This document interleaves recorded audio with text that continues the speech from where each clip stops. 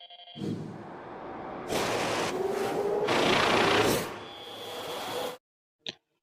Friends, RRB group డిలో CCA candidates కి full advantage ఉందని అనుకుంటున్నారా? కానీ ఆర్టీఏలో బయటపడ్డ నిజాలు తెలిసి అందరం షాక్ అవ్వాల్సిందే. 51 సీట్లు మాత్రమే. కానీ అసలు గేమ్ ఎక్కడ జరుగుతుందో మీకు తెలుసా? ఈ వీడియో చివరి వరకు చూడండి. మీకున్న అన్ని డౌట్స్ అనేవి క్లియర్ అవుతాయి. సో ఇక్కడ మీరు చూసుకున్నట్లయితే ఈరోజు మనం ఆర్ఆర్బీ గ్రూప్ డిలో సీసీఏ రిజర్వేషన్ గురించి ఆర్టీఐ ప్రూఫ్ తో ఫుల్ కంప్లీట్ క్లారిటీ అయితే తీసుకోబోతున్నాం. ముందుగా మనకి ఈ ఆర్టీఐ వచ్చేసరి ఎక్కడి నుంచి వచ్చిందంటే ఇది ఎన్ఎఫ్ఆర్ గువాహతి నుంచి అయితే రావడం జరిగింది. సో ఇది వచ్చేసరికి అఫీషియల్ ఆర్టీఐ అన్నమాట. సో 26/2/2026 తారీఖు అయితే ఇది రావడం జరిగింది. ఇందులో మనకి మెయిన్ 2 అప్డేట్స్ అయితే ఉండడం జరిగింది. సో ఆ 2 క్వశ్చన్స్ ఏందనేది మనం ఈ వీడియోలో చూద్దాం. దాని గురించి ఫుల్ క్లారిటీ అయితే తీసుకుందాం. ఇందులో ఫస్ట్ క్వశ్చన్ చూసుకున్నట్లయితే సిసిఏ ఓబీసీ క్యాండిడేట్స్ మార్క్స్ ఎక్కువ వస్తే ఓపెన్ ఓబీసీలో సీట్లు తీసుకోబడతాయా? అంటే ఇప్పుడు మనకి ఓబీసీ క్యాండిడేట్ ఉన్నాడు, సిసిఏ క్యాండిడేట్ ఓబీసీ వాళ్ళు ఉన్నారు. వాళ్ళు కనుక మార్క్స్ ఎక్కువ తెచ్చుకుంటే ఓపెన్ లో ఉన్న ఓబీసీ వాళ్ళని ఆ పోస్ట్ అనేది వీళ్ళకి ఇస్తారని చెప్పేసి అయితే క్వశ్చన్ అయితే రైజ్ చేయడం అయితే జరిగింది.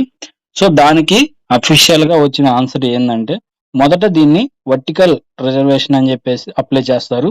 అంటే you are OBC SC ST category wise గా అయితే ఉంటుందన్నమాట. సో ఆ విధంగా చేసిన తర్వాత దాన్ని మళ్ళీ హారిజాంటల్ రిజర్వేషన్ అప్లై చేస్తారనమాట. అది చూసుకున్నట్లయితే సీసీఏ క్యాండిడేట్స్ ఎస్ఆర్ఎస్ మ్యాన్లకి వాళ్ళకి ఉంటుంది. సో ఫస్ట్ ఆఫ్ ఆల్ వీళ్ళు వర్టికల్ రిజర్వేషన్ అనేది అప్లై చేసి దాంట్లో వచ్చిన దాన్ని బట్టి వీళ్ళైతే ఇవ్వడం జరుగుతుంది.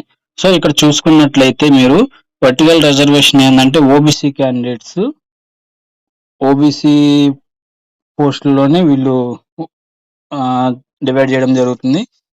అలా కాకుండా హారిజాంటల్ అయితే మాత్రం టోటల్ వైజ్ అయితే రావడం జరుగుతుంది.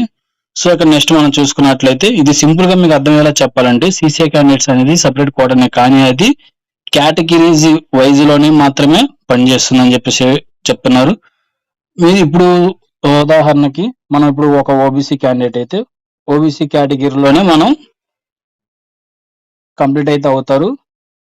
So CCA candidate CCA code అనేది దాంట్లో అప్లై అయితే అవ్వడం జరుగుతుంది. అంటే ఇప్పుడు మార్క్స్ ఎక్కువ వచ్చాయి కాబట్టి డైరెక్ట్ ఓపెన్ సీట్ వస్తుంది అనేది కన్ఫర్మ్ అయితే కాదు. ఇక్కడ ఏంటంటే ఓన్లీ మార్క్స్ ఎక్కువ వస్తే యువర్ దాంట్లో మాత్రమే పోస్ట్ ఇస్తారు. సో దానికి సంబంధించింది ఇది. సో ఇప్పుడు మీ క్లారిటీగా లాస్ట్ పాయింట్ చెప్తున్నాను. ఎక్కువ మార్క్స్ వస్తే వాళ్ళని యువర్ లో మాత్రం పోస్టులు మాత్రమే ఇస్తారు ఓబీసీ క్యాండిడేట్స్ కి. అంతేగాని ఓపెన్ ఓబీసీ క్యాండిడేట్స్ పోస్టులు అయితే అప్రెంటిస్ లో ఉన్న ఓబీసీ వాళ్ళకైతే ఇవ్వరు. ఓన్లీ యువర్ లో మాత్రం పోస్టులు అయితే ఇస్తారు. సో ఇంకా నెక్స్ట్ చూసుకున్నట్లయితే ఇక్కడ ఆర్టీఐలో అఫీషియల్ డేటా ఇచ్చింది ఏంటంటే వర్టికల్ పరంగా మనకి రిజర్వేషన్ ఇస్తే మాత్రం మన కేటగిరీ వైజ్ కి 6 పోస్టులు పరంగానే వస్తుంది. అంటే ఇప్పుడు నువ్వు క్యాస్ట్ చేంజ్ చేసుకొని నువ్వు వస్తే మాత్రం 6 పోస్టులు మాత్రం వస్తాయి. అదే హారిజాంటల్ రిజర్వేషన్ పరంగా చూసుకున్నట్లయితే మనకి 51 పోస్టులు అయితే రావడం జరుగుతుంది. సో అది గుర్తుపెట్టుకోండి. సో మీకు ఇక్కడ క్లారిటీగా చెప్పాలంటే